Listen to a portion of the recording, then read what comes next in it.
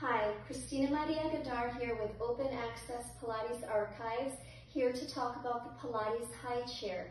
Joseph Pilates made many types of high chairs throughout his career.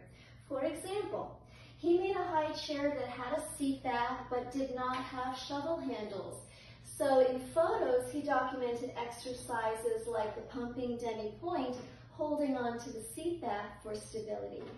He also made a high chair that had no seat back, but did have shovel handles, so you could use the shovel handles for exercises traditionally done on the high chair, or you could even remove the shovel handles and work on the taller version of a wunda chair.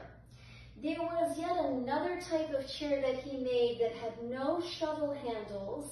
It did have a seat back, but attached to the seat back frame there were arm springs, and he used them for neck strengthening exercises and for arm strengthening exercises.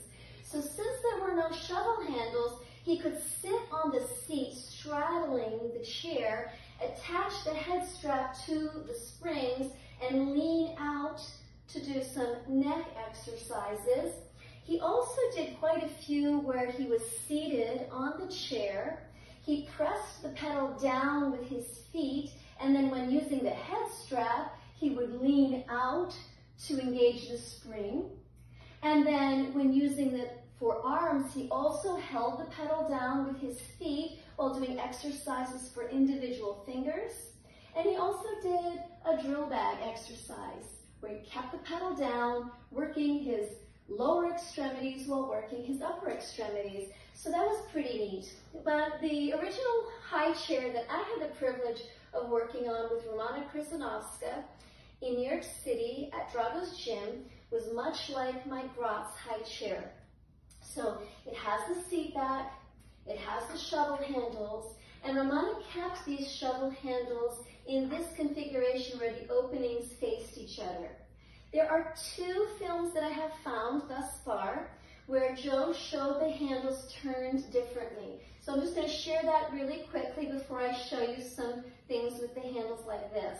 So when the openings of the handles were turned to face the student, he had one film with a young female dancer doing the press up bottom, where she pressed up and did the counter stretch with her arms like this. So not turned, but palms down. And then when she kept the openings facing her, she did the press up front like this, and then the counter stretch was like that. And that seems pretty interesting. He also documented in one other film the handles where they swiveled. So Eve Gentry did her press up front like this, as we have the handles right now, but then as she did the counter stretch, she swiveled the handles to open the chest. Someone like me would have to be very careful not to lock the elbows doing it that way. Now the point of today's video is to show you that while the handles are fixed, you have many options for hand positions. And that is how Joe documented using the high chair shovel handles most of the time. So I am going to use the example of the press up front to show you how you can change your hand positions. And these are all positions that were documented by Joe, either Joe himself, Romana Krzyzanowska, his student George Hoynigan-Hune, who was also his photographer for Return to Life, and an unknown student that he documented in an article photo where he was teaching her. So I'm going to show you different hand positions on these fixed handles. So I press onto the pedal facing the chair before turning around. So I'm going to show you how Romana did the press up front. She held the top of the handles. She did a mild counter stretch forward without completely straightening the arms. Joe added a little more of the upper back bend to his version. And then George Hoynigan-Hune, he went very slowly. He had also that upper back bend. And he changed his hand grips so that he could open his chest.